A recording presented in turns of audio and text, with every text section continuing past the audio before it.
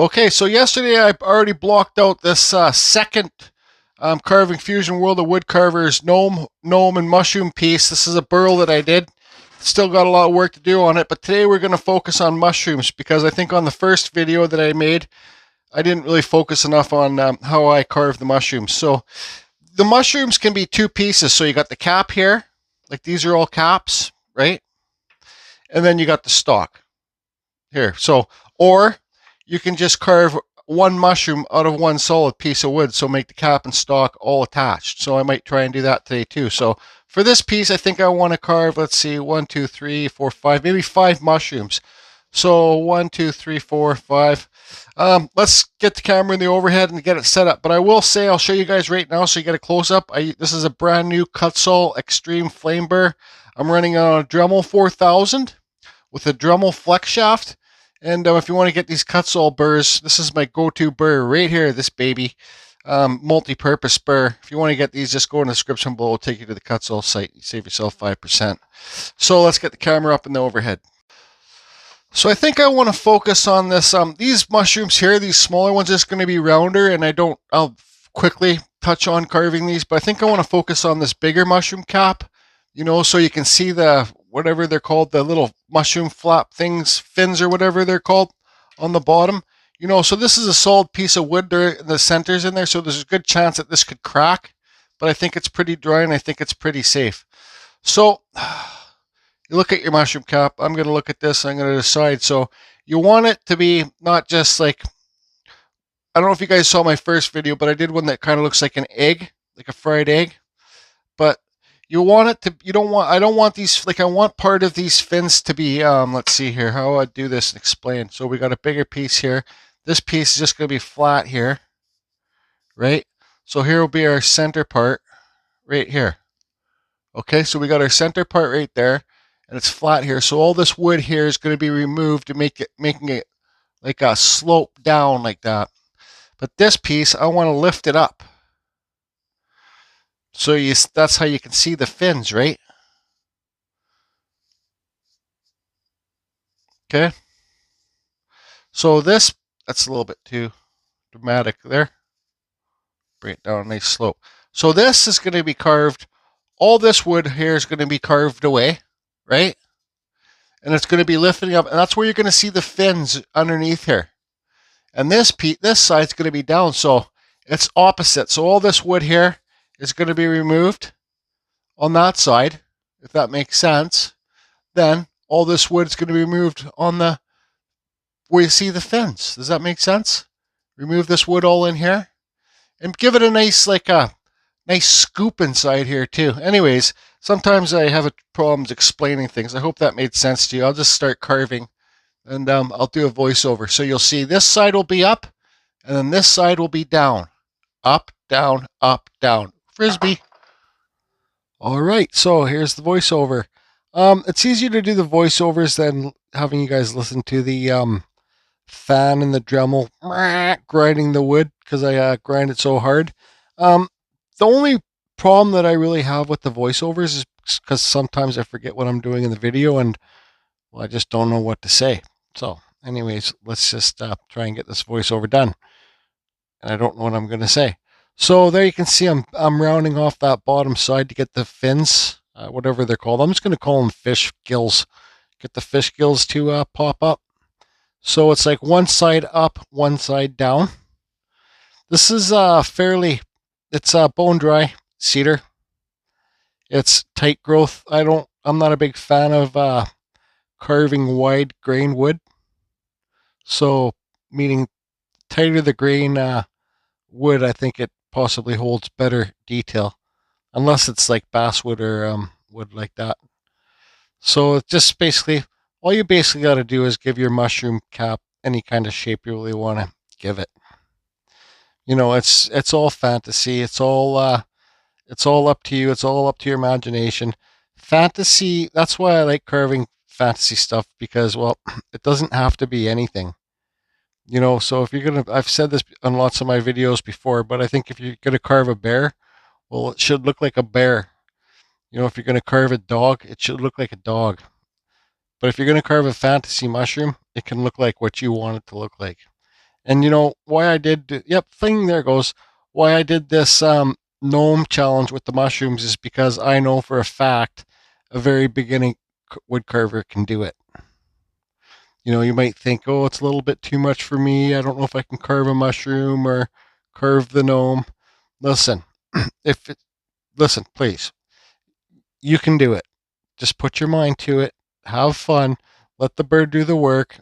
Take your time. That's the biggest thing. That's probably the worst things about my videos is I'm always rushing things to get them done. But that's just the way I am naturally on anything, right? So I think I got that from all my years in roofing because I was a subcontractor. So I got paid on how many shingles I put on the roof. Like I never got paid by the hour. So this was before I owned my own roofing company. So if I put on, you know, the more shingles I put on, the more I got paid. So the faster you are, the more money you make, right? So I think that was, I started roofing when I was 13 years old. I was getting paid by the hour back then. I think I was getting like $3.25 an hour. Yeah, for this old big fat German guy's name was Wolfgang.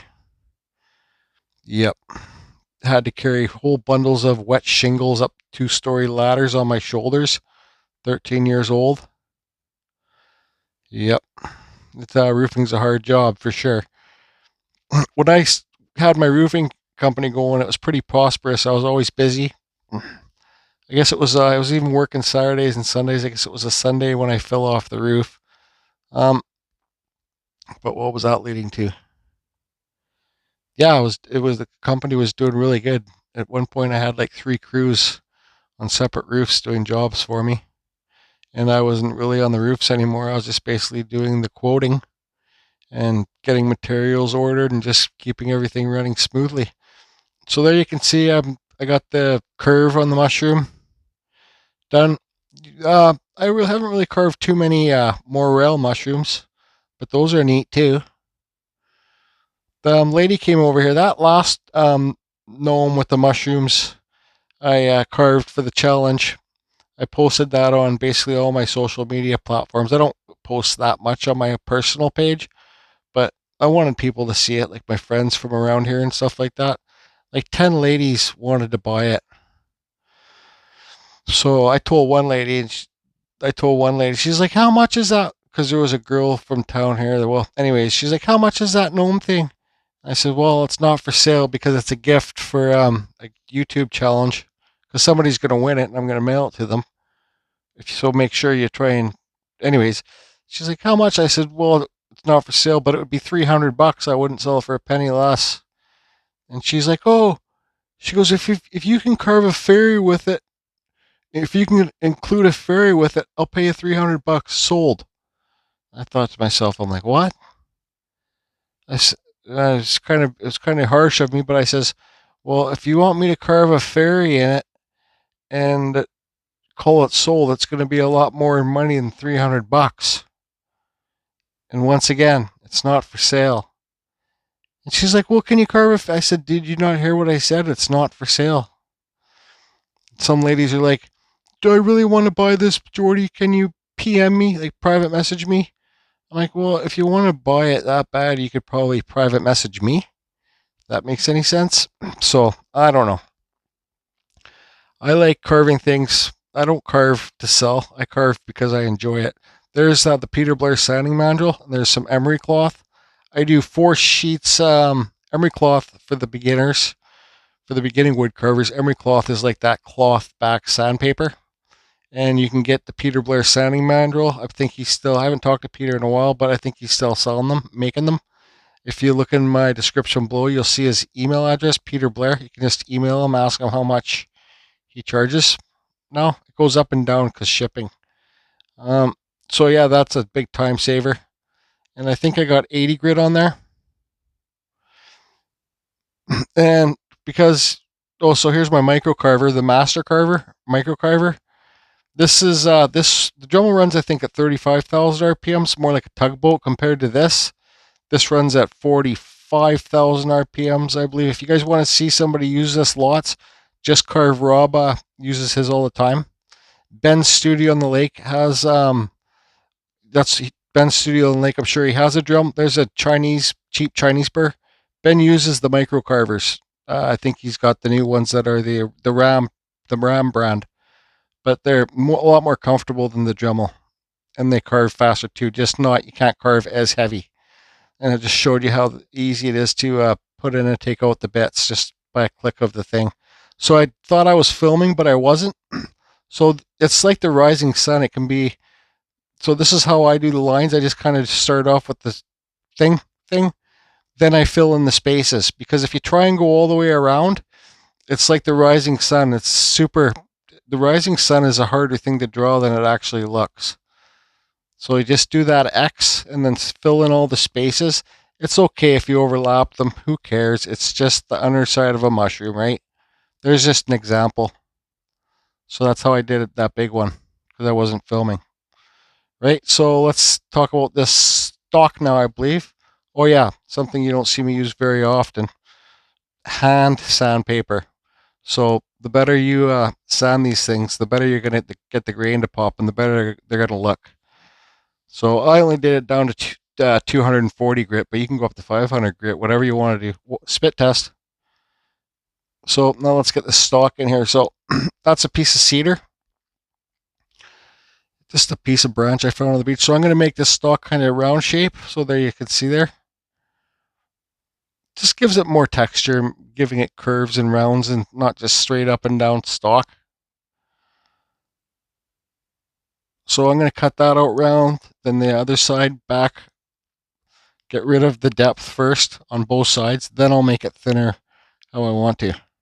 And I'll speed this up pretty quick because, well, this is probably boring to watch. You know, making wood carving videos, power carving videos is not the easiest videos to do because it's so loud, right? Whittling videos would be a lot easier to do because you can talk when you're doing it. So you see how I'm just digging that in like a canoe? I'm just doing the whole side, whole piece round. Then I'll flip it over and make it concave the other way. So there I go, the other side. You know, some of you just don't know. I think it's a lot easier to carve the mushroom cap and the stalk separate than glue them together. Nobody's going to ever look at the bottom side and see that you glued it. And if they do see it, they'll be like, well, why'd you glue the cap on? Say, well, because I wanted to use two different types of wood so you get different textures. But nobody's going to ask you.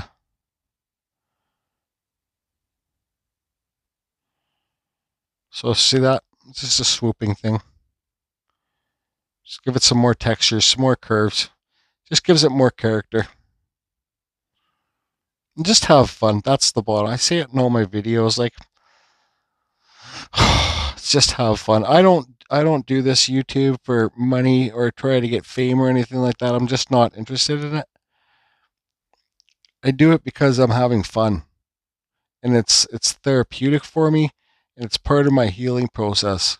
My accident was 12 years ago, but I'm still healing every day. I don't know if I'm healing anymore, but I'm dealing with it every day, and this is just it's basically become part of who I am, and it brings joy to my life. If it didn't bring joy, believe me, I wouldn't do it. So there you go, it's starting to get some good shape. I'm going to take that down a little bit thinner, the top, so it fits into the, make this hole a little bit bigger. Well, it's that easy, people. There, so it fits. Cleaning it up a bit more. Making it a bit thinner to fit in there. And look, don't even need glue. It fits in there right now, perfect. So here I am quickly sanding the thing, and this voiceover is done. Thank, hallelujah. Bye. Okay, so I kind of switched it up a bit. What I did, instead of that, one piece was too big for one mushroom, so I said I don't want to cut it in half and have to carve each single mushroom and try and hold on to it like this. Pretend this is half piece, and then, you know, it's like carving this thing, and then the Dremel bit will catch it and it will fling off. So I carved two mushrooms out of one piece. all I'm going to do is cut it in half with this Kutzall taper burr extreme, right? So then we got 2 mushrooms out of 1 piece.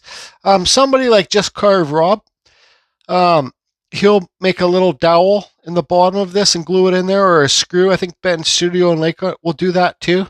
And they'll hold on to the screw and then pretend this is just a cap, and they'll carve the cap so they don't have to hold it. And, it's just good to have something like a little thing underneath there to hold it when you're friggin' carving it. Oh. Okay, I'll cut this in half. Okay, so there you go. I got the dowel holes in the bottom. I'm not going to carve the little flap things underneath there because people are going to be looking at this piece like this, and they're going to be faceted to this. So there's no way people's going to be able to look and say they don't have the little flipper things, fish gill things in there, whatever they're called. So when you're doing mushrooms or this kind of stuff, the more sanding you do with the finer grit, say like start at 80, take it up to 140, the finer grit, the better you're going to get the grain to pop on this fried egg. But that's good enough for me. It's 240 grit. Now let's glue this bottom into here with this 5-minute epoxy. And you also got to think of how you want it to. So let me put the camera in the overhead. You also want to think how you want so you can see the gill. That's what they're called, gills. Gills? Is that what they're called? But you also want to see how you're going to see it. Like how do you want your mushroom to be together before you glue it? So it's hard to see on camera, I know. So I think that's probably pretty good for me. I'm going to try it hold it on the piece, see how that is. Yeah, that kind of works perfect for me right there. So I'm just going to do this. And then I'll mix up the epoxy. Mix this stuff very good, because if you don't mix it up really good, it's not going to cure properly and you have a sticky mess. Okay, so I mixed up the epoxy for a good minute. You got to remember this is 5-minute stuff, so it actually cures pretty quick, right? So, but the true cure is about an hour. So I just put it on the thing here. And nobody's going to look at the underneath of the mushroom, so I wouldn't worry about, just don't listen to me. Just do what you want to do. So I just put it in there. Okay. I set the mushroom cap like that. And so I can see it's flooding out of there. There's too much. I don't care. Now I got to sit here and hold this for 2 hours. Okay, so that piece got tacky. It's just sitting over there curing properly. I would like to use CA glue to, like that little CA glue, the thin stuff to put on here, because it gives it a real nice shine. You could use Mod Podge. I think the best way to get the colors to pop would be with oil. But I got this Gorilla glue here, clear. I'm just going to put a little bit of it. Actually, let's just do this. I'm just going to put a little bit of it on here. This is just a scrap piece. I'm going to see how long it takes to cure and see how it cures. Like, see if it cures, like that. Curing means drying, crystal clear. So that's on there now. So let's just see how long this takes. I don't read instructions, so maybe I will read the instructions, but look how small they are. How am I going to read that? Take a picture of it and then enlarge it. Yep. Okay, bye. Okay, I was able to read these instructions. I took a picture and enlarged it, but it says 2 hours for this stuff to get tacky. I don't know if this is the best choice for me to do. I put a little bit of time into these mushrooms. I don't want to mess it up. So I think, the best way to get the colors to pop, because there's lots of different colors in this wood. It's like burl wood. It's like it's cherry wood, okay? Or some kind of fruit wood. I think it's oil is the best way to get your colors to pop. So this is just like stuff that you get from the friggin', the grocery store, the pharmacy. This is light mineral oil. It comes light, medium, or heavy. So I'm going to put this on because I'm not going to be this stuff's not made for wood carving, okay? There's no chemicals in here to advance it for wood. So, but this is the stuff that I like to use. My buddy Phil Grope showed me it. So I'm going to do these mushrooms with that. This one's pretty well dry now too, so you can see how that works. See the bottom there? I'm not going to worry about that bottom stuff pouring out there because it's going to be like this. Nobody's going to see it. And also, these mushrooms are going to be shiny when I'm all said and done with them. I got a little bit on there. Well, maybe I should sand this off first. Okay, I just sanded it. You can still see some in there, but I'm going to leave that. Just acts like a texture in the wood, okay? So, that's some there too. Oh, boy. Okay. Now, so what I'm going to do is I'm going to put these oil on these mushrooms, but I'm going to let them sit for a couple days to dry off. And then I'll use like a spray clear coat, like the Rust Oldham, or I might even Mod Podge them, but I'll probably just use a spray clear coat. So I got some oil in here? I already got some oil in here. So watch these colors pop. Look at that. So, you know, just if you want to find, if you got some wood at your place with different characters in it, like you can get, I think you can probably get cooler mushrooms, right? You can paint your mushrooms too. This is all for the challenge. I'm just trying to encourage people to do different things, that's all.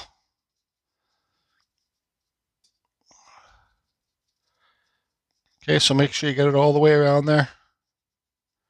Now, like I said, I'll just let this dry out for a couple days. Some people will put the oil on and then wipe it off, but this is good enough for me. But look at the neat colors in that mushroom. Okay, so let's try this. Let's try the fried egg.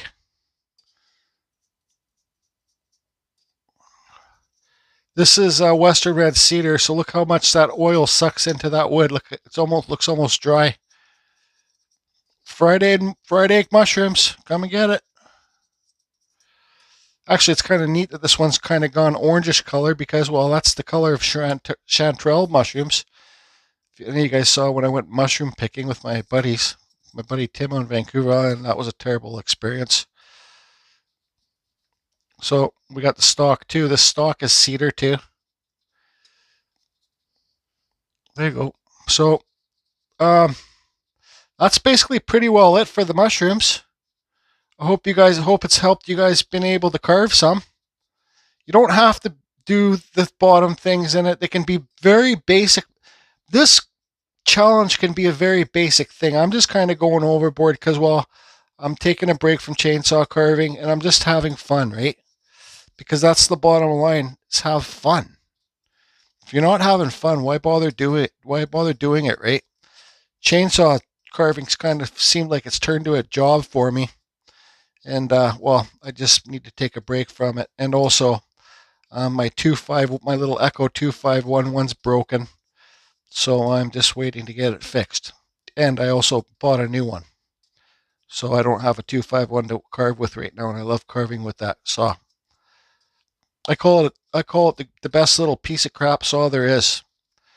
So there, look at that color in that mushroom. See this oil, this mineral oil here, like you use the other oil and they have colors, even that, what's that, linseed oil, it makes things go yellowish color. This makes it, this gives the true color of the wood, this oil. That's why I like it. Okay, so I'm going to put these aside, let them dry a bit, and then we'll be back. I'll be back. Okay, so I did cut this wood back there on the base itself.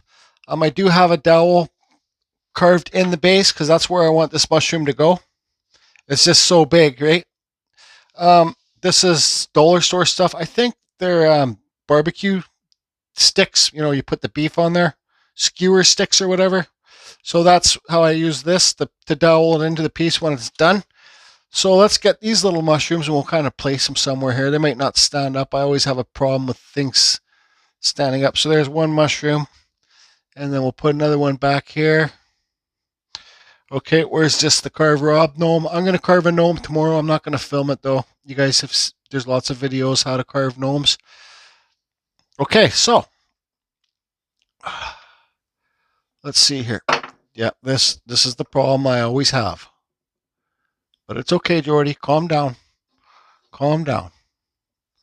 Put this one back up there like that, and it will sit there. All right, so now I want to have, I'm going to make a video about how I do the lighting. Because I got these crystals here. They're quartz tips. I got a whole bag of them. My buddy Stu got for me for like $50. So this is going to be here, curved in there with a light underneath it. I'm even thinking about putting one up here like that too, but I'm not sure. So we'll do the lighting. This is a question that I'm going to ask everybody right now, but I'm going to be ahead of the game. There's such fantastic wood colors in this piece because I want to put that moss down. Like the stuff I get from the dollar store is a little bit thick. Now I'm thinking about buying some off Amazon, some fake stuff so it's thinner, because these things aren't that, the stalks aren't that thick, right? So the moss from the dollar store would probably come up to right about here. So, because I got to dowel these in too. Anyways, what I was saying is the colors in this piece of wood are just freaking wicked. Look at the colors in there and all down here and all the burl, different colors. Let's do a water test. Should we do a water test? Because do I want to paint my gnome? Do I want to have green grass down here? Or do I just want to leave it all natural? That's what my question is. But let's do a water test. Look at those colors. Look at those colors. Oh. Oh. Now I'm going to have a real problem deciding. I think it would look nice with some green down here, though. Look at the burls and the weird grain in that wood in there. This is a type of fruit wood too, by the way. I can smell it when I carve it.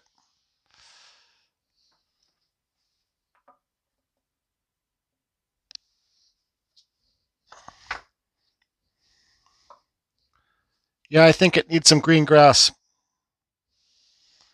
What do you guys think? Carving Fusion. There's your mushrooms. Video carving over and out.